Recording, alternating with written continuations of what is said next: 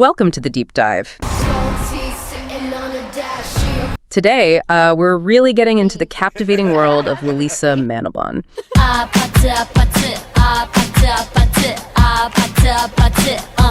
You probably know her best as Lisa from BLACKPINK, a global phenomenon. Of sources to pull from for this deep dive. We have transcripts from her music videos, some performances, a really interesting late night interview, a biographical overview, and believe it or not, a totally unrelated film that just happens to be called Lisa.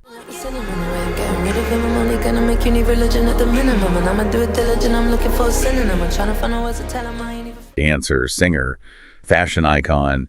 A funny coincidence, really. Okay, let's start at the beginning then, the journey to stardom. She was born Prempriya Manobon, March 27, 1997 in Thailand, Birum province.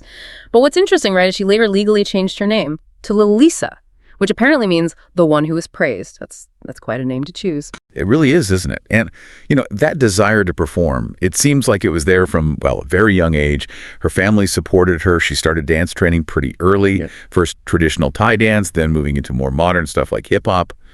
And she was competitive. Part of a dance crew, We Saw Cool, winning local competitions back in elementary school. So that drive, that foundation, it was clearly there early on. Definitely sounds like it. So, okay, she's got this foundation in Thailand.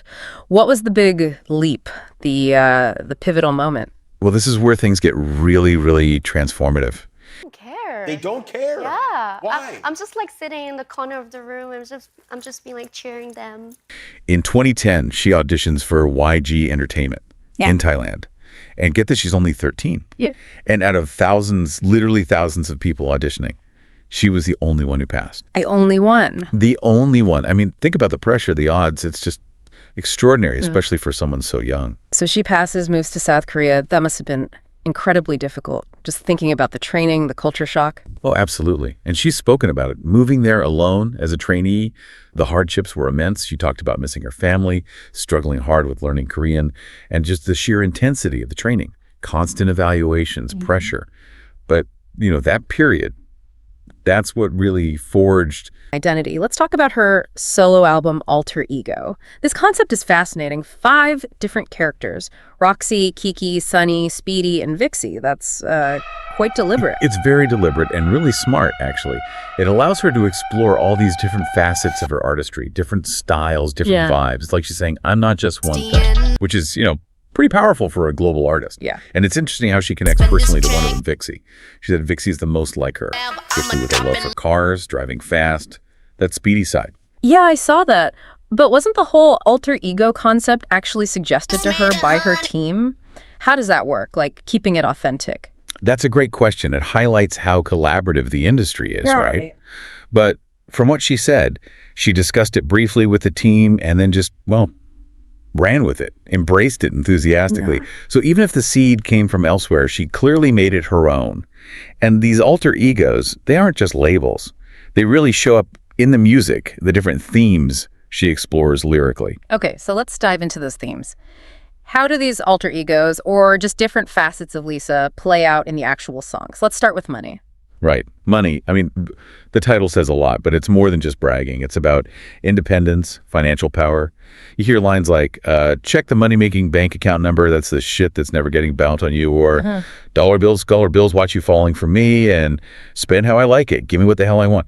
It's very unapologetic. Very unapologetic. And then you have something like Born Again, which feels like a total shift. More about resilience after a breakup. Yeah. Exactly. It's a completely different vibe. It's about picking yourself up, reclaiming your power. The lyrics are quite direct. I just broke up with my man, and then look at what you had but could not hold, and that's on you, baby, too bad. Ouch. And that line, learn the hard way to let go now and save my soul. It's about self-preservation. Definitely a strong message there. Okay, what about FUTW? That one seems edgier. Even the video with Cell Block D and stuff. Yeah, FUTW definitely leans into a more ambitious, almost defiant persona, like, don't underestimate me. There's this sense of making history, being provocative. Lyrics like, say some shit that'll make them think it, stop provoking only those things that I'm making history, trying to make moves that'll make them miss me. It's that kind of proper villain energy she mentioned. It's bold. Bold, yeah. And then completely switching gears again, Moonlit Floor. Total contrast, right? This one is all about romance, intimacy, a softer side.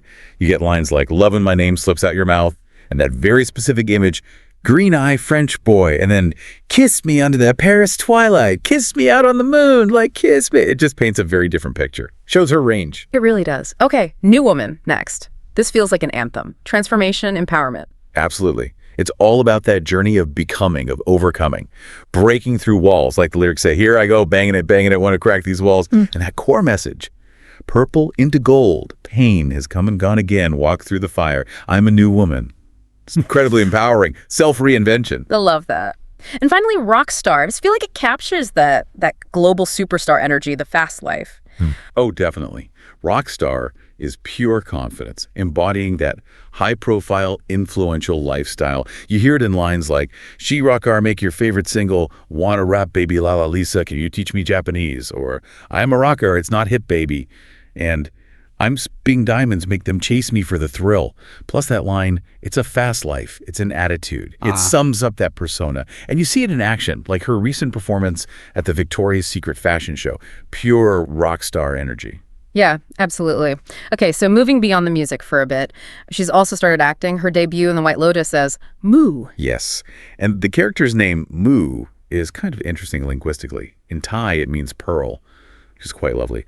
But in English, well, it can sometimes sound a bit unflattering, maybe, like calling someone a cow. It's an unfortunate cross-lingual thing, probably totally unintended. Huh. I didn't know that about the Thai meaning. That's interesting. And there was all that online chatter about her character maybe being the killer. Right. Which she found funny and denied, saying Moo was just a sweet girl.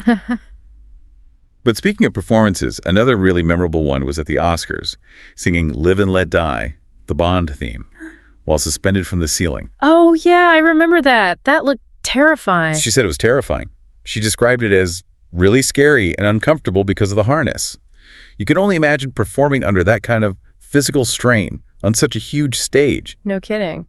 I also read that while filming White Lotus, she hung out with the cast, did karaoke sometimes. Yeah, that was a fun little detail that came out. They did karaoke nights. But here's the twist. Lisa, despite being this amazing performer and dancer, apparently doesn't sing karaoke herself. Really? Yeah, she prefers to just cheer everyone else on. Yeah. She mentioned Natasha Rothwell was the best singer in the group for karaoke. That's pretty funny. Okay, before we wrap things up, we absolutely have to address this point of confusion. That 2019 film, the Indian Tamil horror movie called Lisa. Yes. Crucial point of clarification. This film has nothing to do with Lalisa Manoban, Lisa from BLACKPINK. Zero connection. It just happens to share a similar name, which understandably confuses people. It's directed by Raju Viswanath, stars an actress named Anjali as the character Lisa. It's notable for being India's first stereoscopic 3D horror film, and actually an uncredited remake of The Visit. But yeah, completely separate thing. Right. Good to make that crystal clear. So the plot involves the main character, Lisa, trying to get her grandparents okay for her single mom's second marriage. But the grandparents she meets are acting weird because, well, they're psychos who replace the real ones. And the psycho grandpa kills kids who disrespect parents. Whoa. Yeah, it's a horror plot, all right? And the reception for the film was pretty mixed. Critics pointed out things like cardboard characters, lack of depth, too many jump scares, some insipid comic scenes. Often the feeling was it wasted a decent premise and tacked on a kind of preachy social message at the end. So, yeah, not related to our Lisa. Yeah, definitely not. Okay, so wrapping this all up, we've covered a lot. From Grand Prix in Thailand, that intense training, the resilience it built, through to the alter ego concept, the diverse music, acting, global stardom. It's quite the comprehensive picture we've painted, a real journey. It truly is. And maybe just as a final thought for you listening, when you look at Lisa's journey from that 13-year-old leaving home to this global icon who literally performs through multiple identities, what does that suggest? What does it tell us about how celebrity works now, in the digital age, about the power we have to sort of create ourselves, and how do artists like her balance that carefully crafted persona with, well, being authentic and personal? It's something interesting to think about, isn't it? How that line is navigated.